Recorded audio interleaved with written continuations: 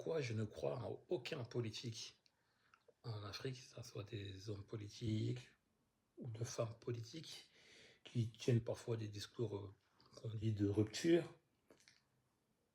Pourquoi je n'y crois pas? Et je n'ai jamais cru. Parce que tout simplement, pour moi, la rupture implique de facto un changement de faire de la politique. C'est-à-dire de donner les moyens à l'ensemble d'une population donnée de pouvoir contrôler directement ses dirigeants. C'est-à-dire, c'est pas tous les 4 ans ou 5 ans, c'est pas à travers une Assemblée nationale qui est de fait, qui est sous l'emprise du gouvernement, avec tous les jeux de pouvoir qui s'y trouvent. Pour moi, c'est avoir la possibilité directement, en plus de refonder les institutions pour que plus de personnes participent aux affaires d'une cité donnée. Je vous donne un exemple très concret. Par exemple, je pense là que l'Assemblée, ça peut toujours exister, il n'y a pas de problème, mais prendre de manière, choisir de manière aléatoire des citoyens qui vont être soit un binôme ou un trinôme d'un parlementaire, qui seront payés et qui seront accompagnés. Ça permettrait aussi également d'être dans un processus de former à la démocratie directe. J'entends par démocratie directe que l'ensemble d'une population donnée puisse aussi avoir le bagage nécessaire et le temps aussi, parce que la démocratie, c'est une question de temps.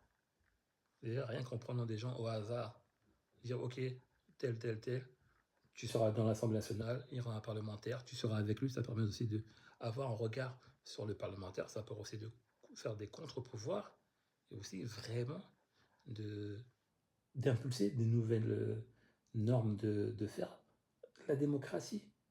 Une deuxième innovation, c'est qu'un président, OK, il est élu sur un programme et tous les 6 mois, ça va être lourd, mais allez, tous les 1 an, 1 an et demi, il vient devant le peuple, l'Assemblée, etc., à la télé, il dit, écoutez, vous m'avez élu pour un tel bilan, moi, mon bilan, pour un programme je sais pas moi, allez, de 10 réformes, là, je suis à 0 réforme.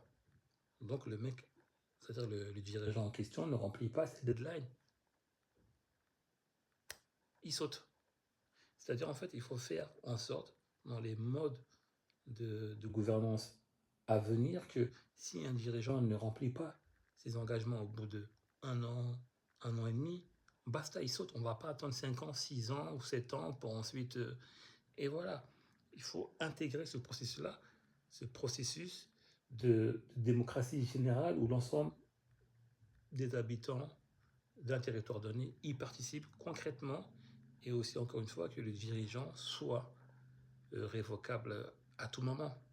Ça, c'est juste des idées que je donne comme ça, mais après, on peut réfléchir sur énormément d'innovations politiques pour, voilà, pour arrêter qu'on se fasse berner, pour limiter les discours populistes et démagogiques qu'on entend depuis maintenant des décennies et des décennies.